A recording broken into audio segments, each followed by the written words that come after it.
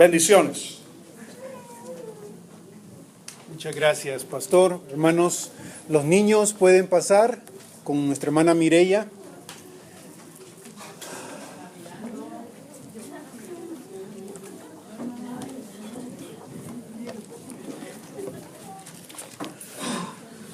Después de un tiempo de oración como el que hemos tenido,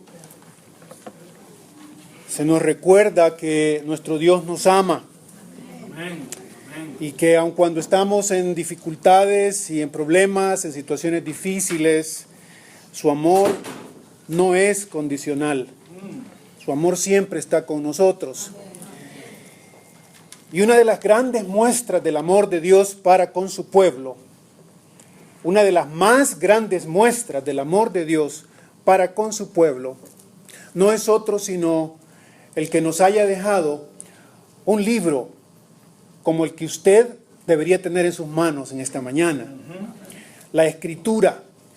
La Escritura es una muestra del amor de Dios. Y en esta mañana yo no quiero ser demasiado técnico ni demasiado teológico con ustedes. Simplemente quiero hablarles de 4 razones por las que usted y yo deberíamos leer, estudiar el texto bíblico. 4 razones por las que usted necesita, por las que yo necesito leer el texto bíblico, estudiar el texto bíblico personalmente, cotidianamente, profundamente, detenidamente. Usted y yo lo necesitamos. Dios nos lo ha dado por puro amor. Vamos a ir entonces a la última carta que tenemos registro, el apóstol Pablo escribió, segunda de Timoteo, capítulo 4, capítulo 3 al final y luego un pedacito del capítulo 4. Esta carta, como les he anticipado, fue la última carta que el apóstol Pablo escribió. Él se encuentra preso y se está despidiendo de uno de sus discípulos, quizás el más importante de sus discípulos, Timoteo, otro pastor, otro misionero, otro hombre de Dios.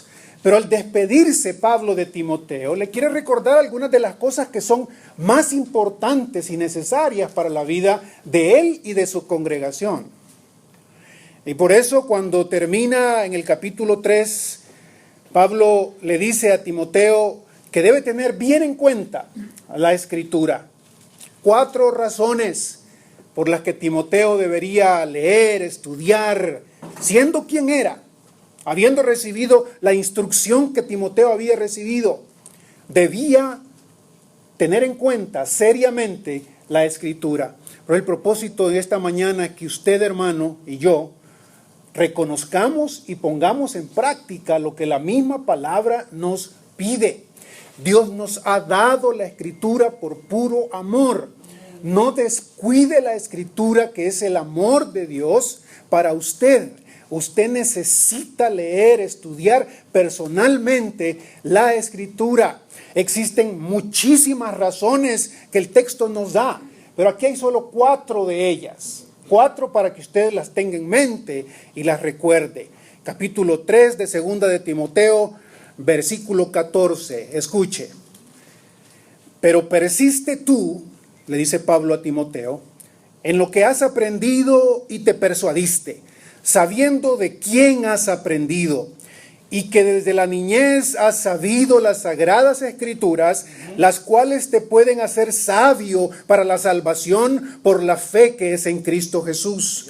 Toda la Escritura es inspirada por Dios y útil para enseñar, para redarguir, para corregir, para instruir en justicia, a fin de que el hombre de Dios y la mujer de Dios sean perfectos, enteramente preparados para toda buena obra.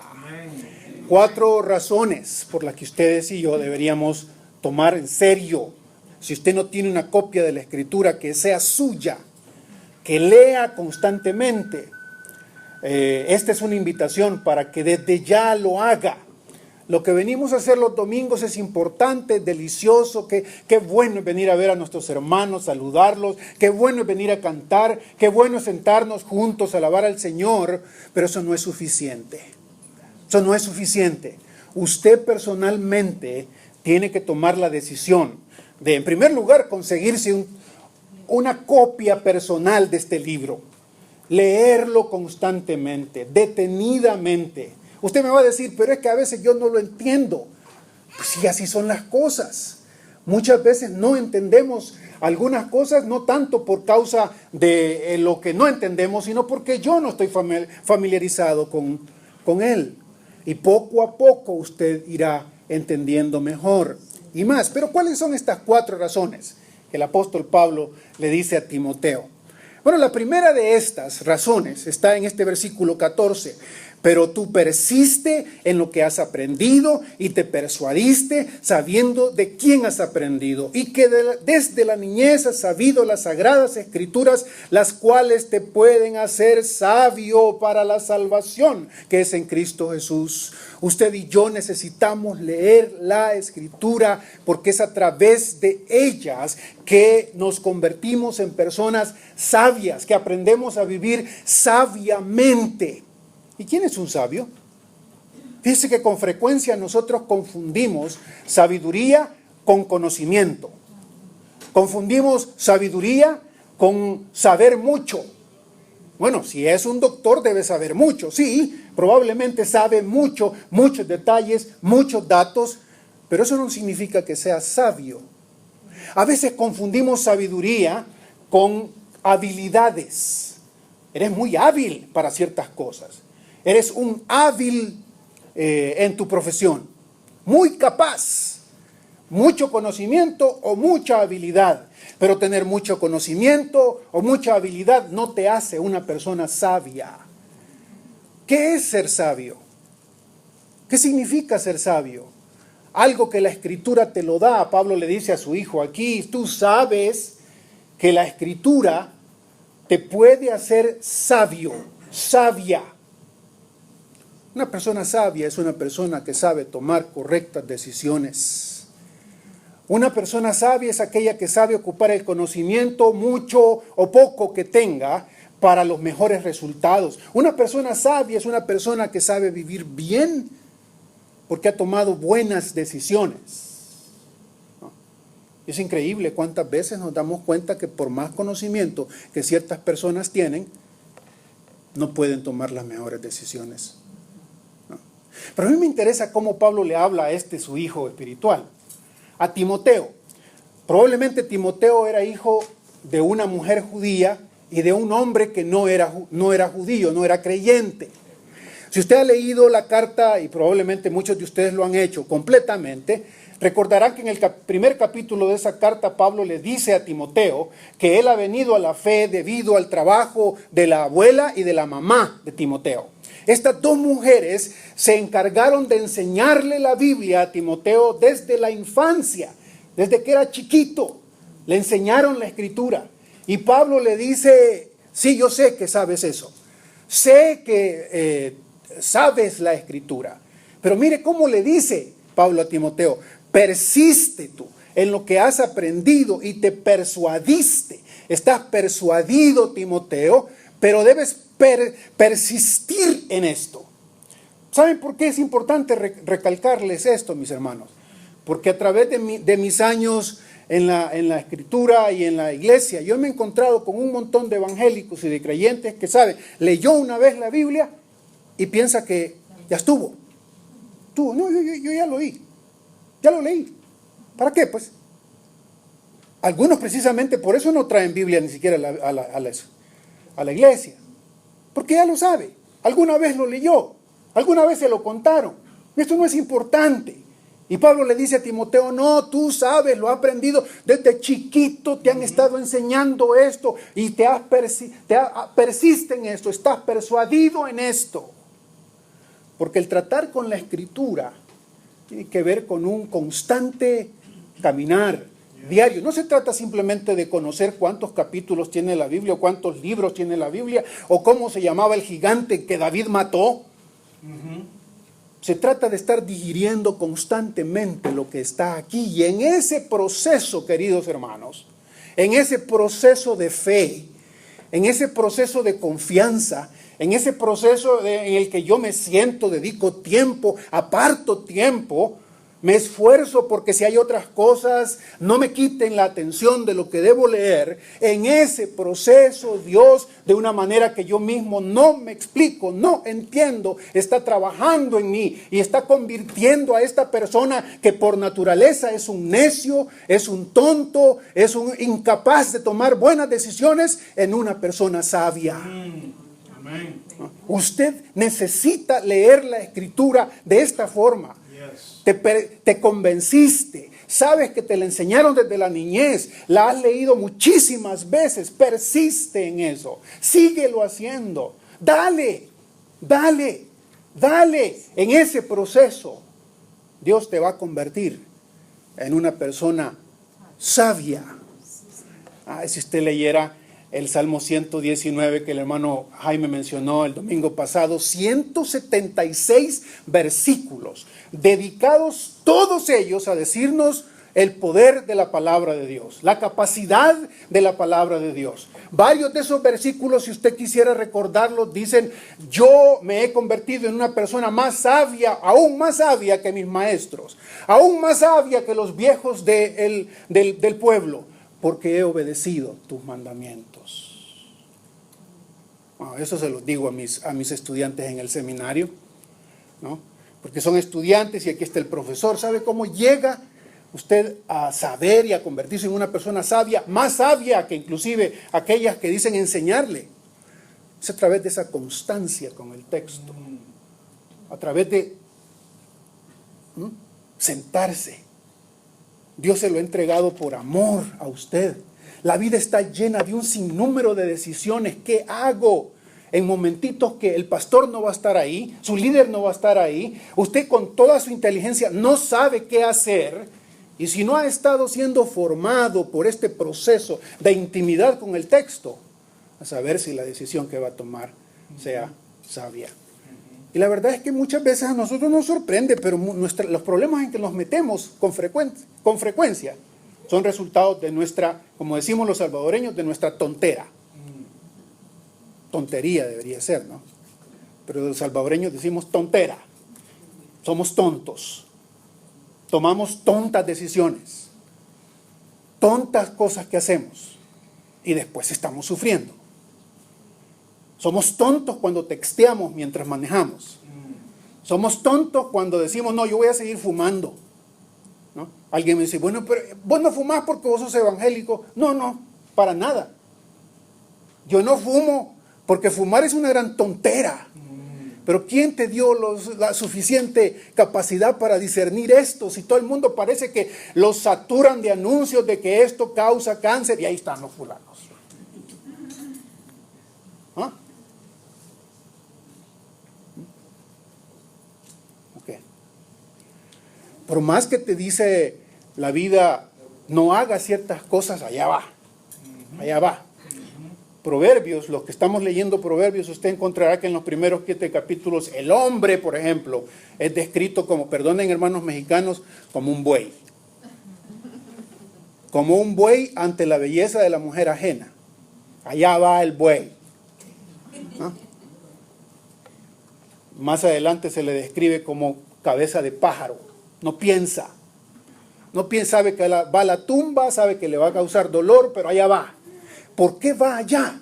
¿Y por qué se muere así? ¿Por qué se sigue en esa tontera? Simplemente porque... Primera razón, entonces, Dios a través de la Escritura quiere hacernos sabios y está ahí para usted. No está solo para mí. Usted tiene una gran bendición, hermanos. Muchos creyentes durante la historia de la iglesia no tuvieron el gran privilegio que usted tiene de tener una copia de este libro así. Los creyentes de la iglesia primitiva no tenían una copia así y se reunían, ¿saben para qué? ¿Saben para qué? Sí, cantaban, es cierto, cantaban.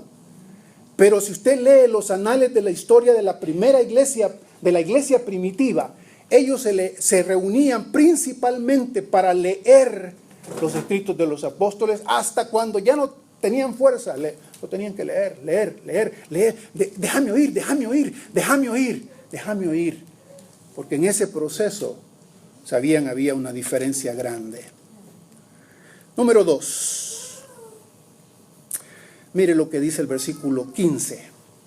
Y que desde la niñez has sabido las sagradas escrituras, las cuales te pueden hacer sabio para salvación por la fe que es en Cristo Jesús. Toda la escritura es inspirada por Dios. ¿Por qué debe leer usted la escritura?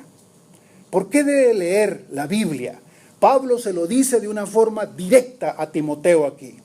La Biblia es inspirada por Dios. Tres frases, tres palabritas aquí. La Biblia es inspirada por Dios.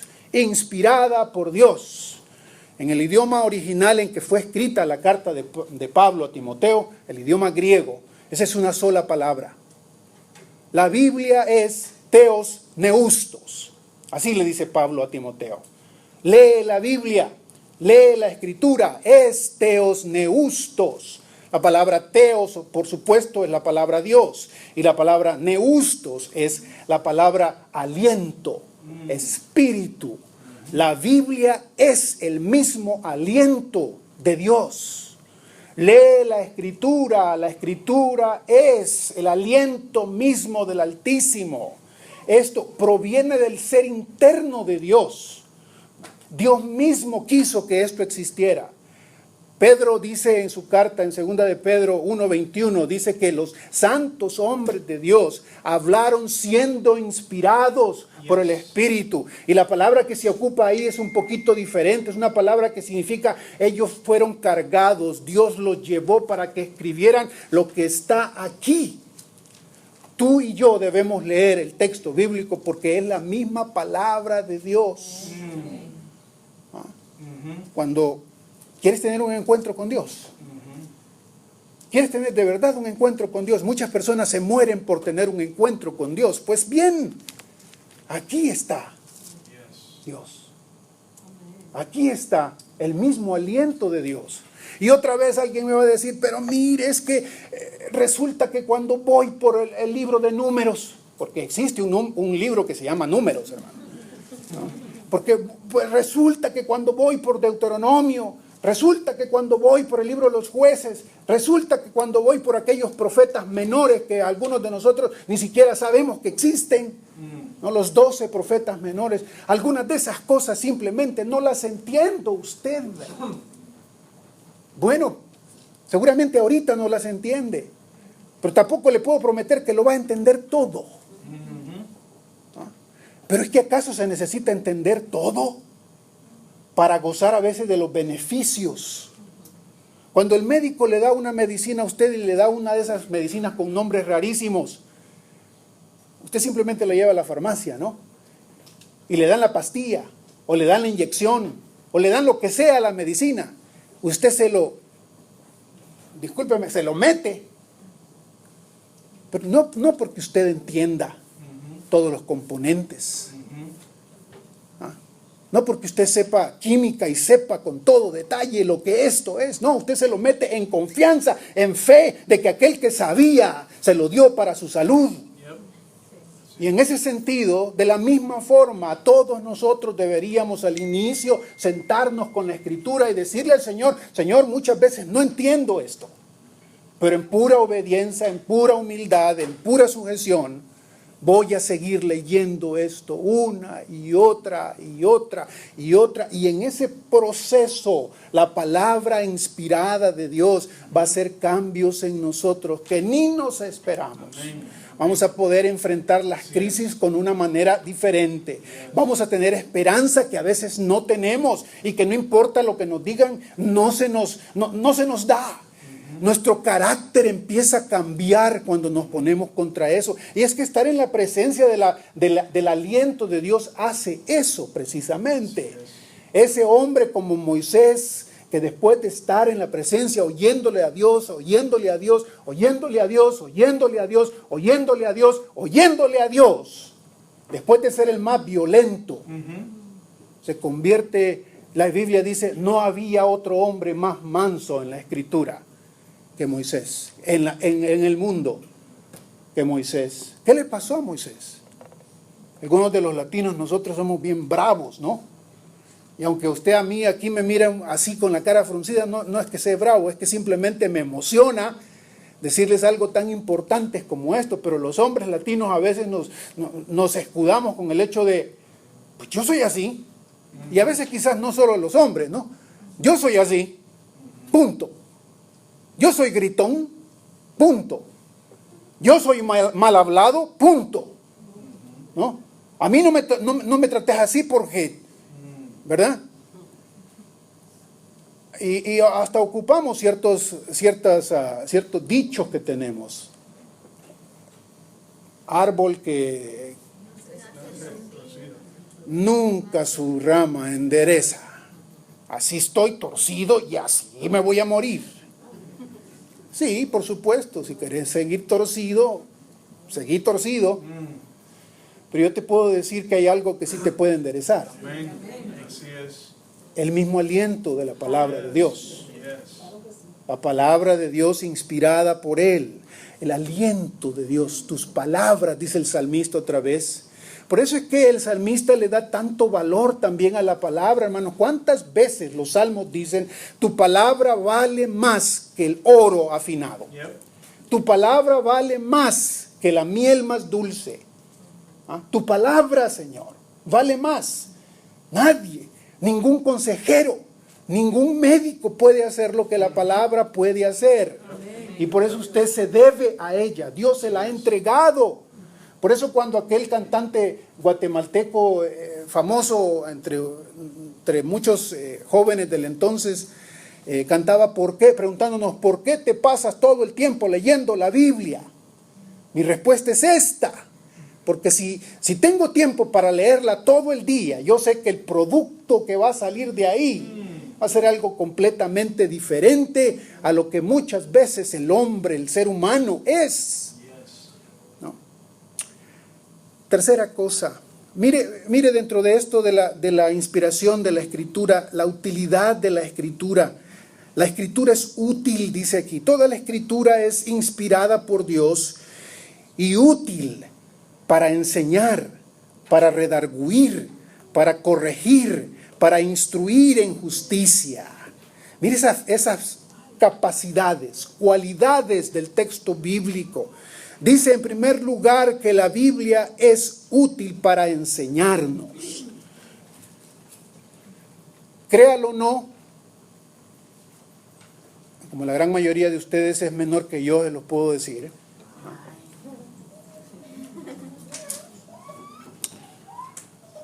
Usted todavía necesita aprender. Usted necesita aprender. No son solo sus hijos. No son solo los pequeñitos que necesitan aprender y que usted les debería enseñar el hábito de leer la Escritura constantemente. Si hay algo que yo recuerdo, miren hermanos, sinceramente, yo no recuerdo el contenido de lo que mi papá me enseñó cuando nos sentaba bajo un foquito allá en El Salvador a leer la Biblia. Yo no recuerdo lo que él me enseñaba. Apenas recuerdo algunos de los pasajes de Éxodo donde pasamos leyendo con él y la familia, los 3, 4 hijos que había ahí. Pero sí me acuerdo cuánta importancia le daba mi papá a la Escritura. ¿No? Eso es algo que usted debe traducírselo y debe enseñárselo a sus hijos. La iglesia es importante, sí, venimos y oímos la Biblia aquí, pero no es suficiente. Y probablemente usted no sepa todo lo que debe saber sobre el texto bíblico, pero es insistencia con su hijo y que ellos mismos lo vean hacerlo. Va a ser una herencia que les va a dar a ellos seguramente una de las mejores. Ahora, esto de que usted necesita ser enseñado, es importante reconocerlo porque ser enseñado y aprender cuesta. Cuesta. Y otra vez a mis estudiantes de seminario les digo, cuando yo estaba en el seminario, yo me acuerdo que muchos de mis compañeros En lugar de dedicarse a leer la lección de la escritura que teníamos que aprender, algunos estaban jugando basquetbol, jugando fútbol, jugando otras cosas. Y no es que esas cosas sean malas, sino que cuando toda nuestra vida está dedicado a eso, lo más importante de nuestra vida está puesto en eso, los resultados son obvios. No aprendemos y repetimos nuestras faltas, nuestros errores y todo lo demás y seguimos en lo mismo. Pero la Biblia se nos ha sido dada porque usted y yo necesitamos aprender. Enséñame. ¿Cuántas veces el salmista, en el Salmo 119, el salmista, miren mis hermanos, el que escribió el Salmo 119 fue el rey David. El rey David escribió ese salmo porque los reyes tenían la obligación de tener una copia personal de la ley en la que leyeran ellos personalmente. Y deberían saber de pe a pa, de pasta a pasta, con todo. Y sin embargo, cuando usted lee el Salmo 119, ¿cuántas veces escucha usted al rey David decir, enséñame Señor, enséñame Señor, enséñame Señor, enséñame Señor? Cuando Lutero comenta ese salmo, Lutero dice, ¿sabe por qué David está diciéndole eso? Porque él ha entendido que si Dios no te enseña, tú te conviertes en tu propio maestro. Y no hay nada más trágico en la vida que tú seas tu propio maestro para tu vida. Terminas haciendo tragedias de tu vida. Necesitas ser enseñado. La Biblia fue dada para que te enseñe. Esa palabra que sigue, enseñar, ahora para redarguir, es una palabra vieja, ¿no? Una palabra vieja, ¿no les parece? A ver, ¿cuándo fue la última vez que la ocupó? ¿Cuándo redarguyó usted a alguien? Te voy a redarguir. ¿Ah? Una palabra vieja, pero una palabra importante. Literalmente, escuche bien esto, la Biblia dice que es útil para redarguir. La palabra significa sacar a la luz algo que está en tinieblas. Cuando yo me pongo enfrente de la Escritura, la Biblia tiene la capacidad de sacar de mí aquellas cosas que yo no quiero reconocer, aquellas cosas que yo no quiero cambiar, aquellas cosas que yo no veo, aquellas cosas que no reconozco, aquellas cosas que aun cuando me están haciendo daño y quizás todos los otros los miran, yo no quiero. Y la Biblia tiene la capacidad de decirme, tú eres ese. Recuerdan a Natán frente a David. Y uno se pregunta, recuerdan de lo que les estoy hablando, ¿no? Cuando David peca con aquella mujer, recuerda, tiene que venir el profeta Natán para decirle, te voy a poner una parábola, David. Y le tiene que pintar esa parábola y decirle, había un hombre que tenía esto y tenía otro, y el rey se pone enojadísimo, porque ¿cómo es posible que las cosas sean así? ¡Cuánta injusticia! Ese hombre tenía tanto y quiso tener la corderita de aquel pobrecito y se la quitó. Y uno se pregunta, como dice el hermano pastor, ¡Dios mío! ¿Qué le pasaba a este hombre? No podía ver que él estaba haciendo esas cosas, que él era el culpable. Tenía que sacársela a la luz Dios, tenía que redarguirlo Dios, tenía que hacerlo sentir mal Dios. Esa palabra redarguir significa hacerte sentir pésimo, significa hacerte sentir con pesadez. Significa sacar de tu oscuridad lo que debe ser cambiado. Usted necesita leer la Biblia para que constantemente Dios haga eso. De otra forma, alguien viene y le dice, mira vos, ¿a vos qué te importa? ¿No? O me enojo con la persona, o me enojo con el pastor. Y con eso pensamos solucionar el asunto.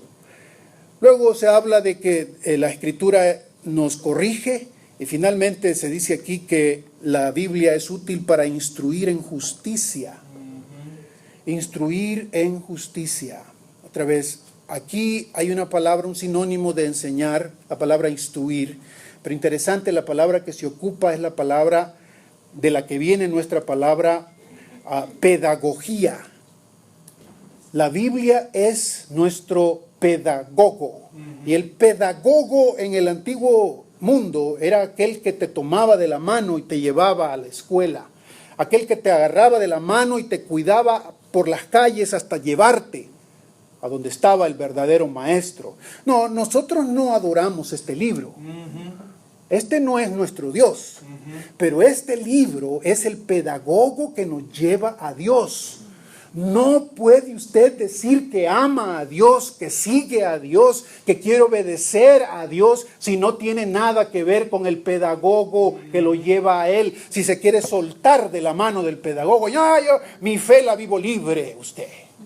Yo no necesito de la Escritura. Dios por puro amor, el verdadero Dios te ha dado este libro para que sea tu pedagogo. Entonces, debo leer la Biblia porque ella me hace sabio. Debo leer la Biblia porque ella es inspirada por Dios. Y aquí la tercera cosa, mira el versículo 17. A fin de que el hombre de Dios sea perfecto. Usted lea la Biblia porque sea perfecto.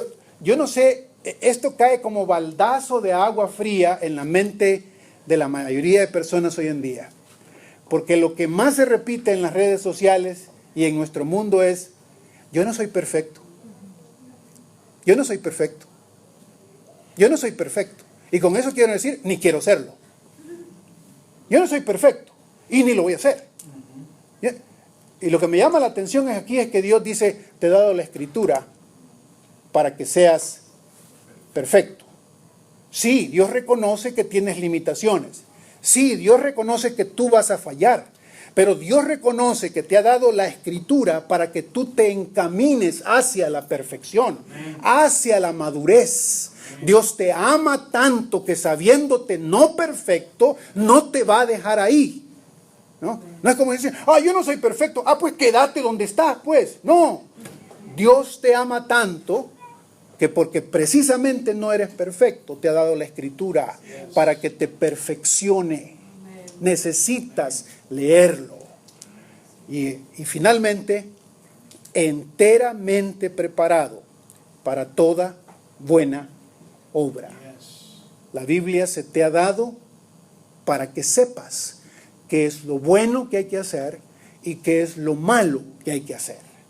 Increíblemente, otra vez, con toda la tecnología, con toda la ciencia, con todo el conocimiento que tenemos, la gente parece no saber lo que es bueno. Si no, esta semana, yo no sé cuántos de ustedes miraron el video de esta institución gigantesca en los Estados Unidos que ocupa a los niños abortados para vender las piececitas. ¿Cómo? Dios mío. Y lo sacan en el y la mujer bien tranquila, hablando de que los riñones valen tanto, el hígado vale tanto. O sea que favorecen el aborto, hacen que esto no sea ninguna cosa por la cual deba el individuo quejarse o sentirse mal, para luego ellos hacer negocio de esto. ¿Qué les parece? Eso aquí en los Estados Unidos, el país más civilizado del mundo. Las personas más inteligentes, más capacitadas, más educadas, mejor vividas, con mejores recursos, están haciendo eso. Usted y yo necesitamos la Escritura para estar enteramente preparados para hacer lo que es bueno. Usted y yo por sí solos, no. ¿No le parece que debemos de darle gracias a Dios por esto que tenemos? ¿No le parece que si usted no lo está haciendo ya, debería comprometerse a hacerlo ya, diariamente, un pedacito aunque sea? Acostúmbrese a dedicarle un pedacito a la Escritura, a leerla de corazón, a sentirlo en el alma y en el corazón, pidiéndole al Señor, gracias por este libro. Gracias, Señor, enséñame, Señor, dirígeme, Señor, transfórmame, Señor. Te alabo, Señor, por este libro. Que nuestra iglesia sea precisamente llena de gente que han entendido eso. Vamos a orar.